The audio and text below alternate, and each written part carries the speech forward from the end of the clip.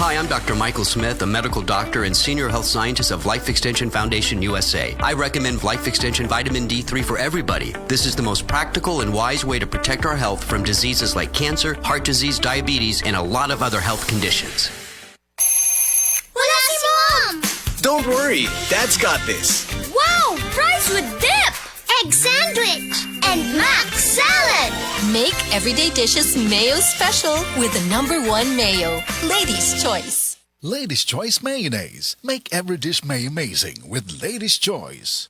Ako si Nina Ortiz, taga Davao. Sa una, lisod kaayo akong kahimtang, pirmi ko kapoy, wala ko'y gana mukaon. Ang akong tiil pirmi hubag, ug akong ihimurag na ibula. Sakit kud pirmi akong likod, ug nahadlok ko basing kidney na di ay.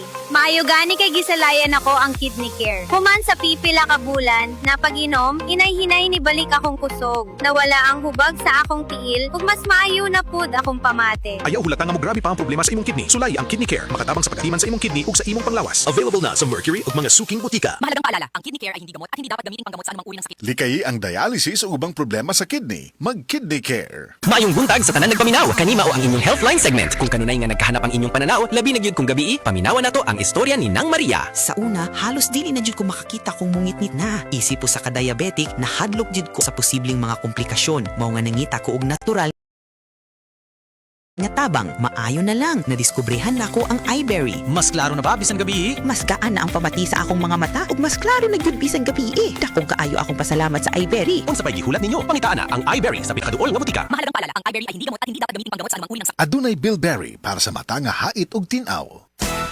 Araw-araw, MX3 para extraordinary. With alpha, beta, gamma na sangkap nito. Tunay, original at natural na suplemento. With MX3, so coffee and tea. With MX3, it's for you and me. With MX3, dito ako believe. Ako si Jigo Manicad, broadcast journalist at news anchor. Sa MX3 Capsule, dito ako believe. Mahalagang paalala, ang MX3 capsule ay hindi gamot at hindi dapat gamiting panggamot sa anumang uri ng sakit.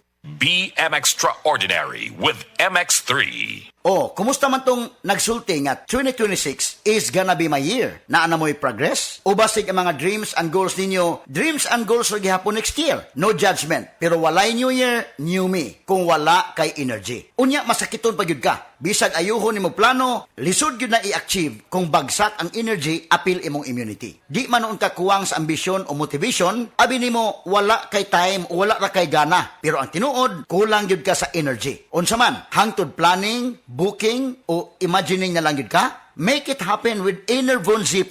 Mutabang ug hatag og extra energy from B vitamins plus stronger immunity tungod sa zinc and vitamin C with proper diet and exercise. So you can make your best life a reality. Let's make things happen in 2026. Pag Enervon Z+ na, Unilab quality yan. Multivitamins plus zinc is the generic name of Enervon Z+.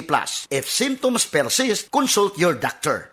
Agay! Sakit kaayo akong tiyan! Dili gyud ko kalibang! Hala, luyan ni mo ga. Og delikado ana. Palit sa akong Super Fiber sa butika. Super Fiber. Ang bago nga produkto ni Life Extension Philippines. Naay powerful detoxification effects gikan sa plant fibers, prebiotics og alkaline food. Likayan ang colon cancer paagi sa pag-inom og Super Fiber 1 to 2 times a day, 15 minutes before breakfast or before sleep daily. Para mas epektibo pagyud, imlisad og Life Extension Vitamin D3 kada humanog kaon. The fast-acting colon cleansing product approved by the FDA Philippines. Para sa mahapsay nga pagkaliban, Super Fiber. Mapalit sa mga butika.